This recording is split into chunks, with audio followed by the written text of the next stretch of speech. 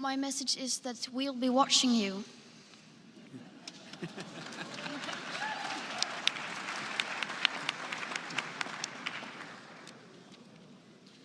This is all wrong. I shouldn't be up here. I should be back in school on the other side of the ocean. Yet you all come to us young people for hope. How dare you? You have stolen my dreams and my childhood with your empty words, and yet I'm one of the lucky ones.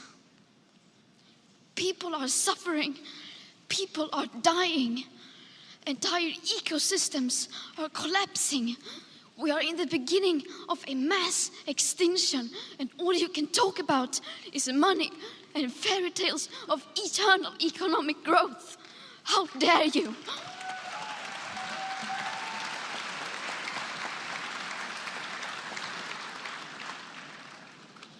For more than 30 years, the science has been crystal clear. How dare you continue to look away and come here saying that you're doing enough when the politics and solutions needed are still nowhere in sight?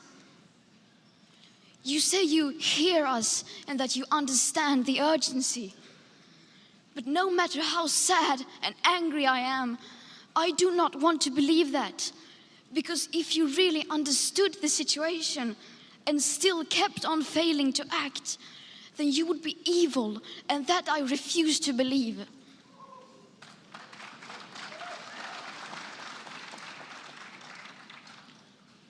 The popular idea of cutting our emissions in half in 10 years only gives us a 50% chance of staying below 1.5 degrees and the risk of setting off irreversible chain reactions beyond human control. 50% may be acceptable to you, but those numbers do not include tipping points, most feedback loops, additional warming hidden by toxic air pollution, or the aspects of equity and climate justice. They also rely on my generation sucking hundreds of billions of tons of your CO2 out of the air with technologies that barely exist. So a 50% risk is simply not acceptable to us, we who have to live with the consequences. To have a 67% chance of staying below a 1.5 degrees of global temperature rise, the best odds given by the IPCC, the world had 420 gigatons of CO2 left to emit back on January 1st, 2018. Today, that figure is already down to less than 350 gigatons. How dare you pretend that this can be solved with just business as usual and some technical solutions?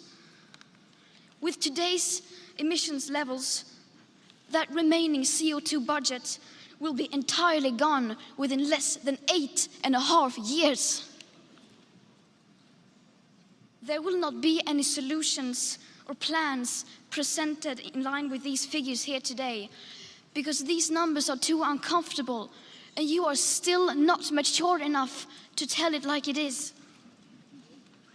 You are failing us. But the young people are starting to understand your betrayal. The eyes of all future generations are upon you.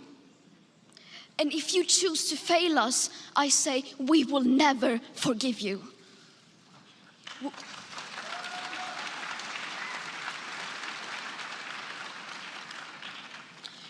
We will not let you get away with this. Right here, right now, is where we draw the line. The world is waking up, and change is coming whether you like it or not. Thank you.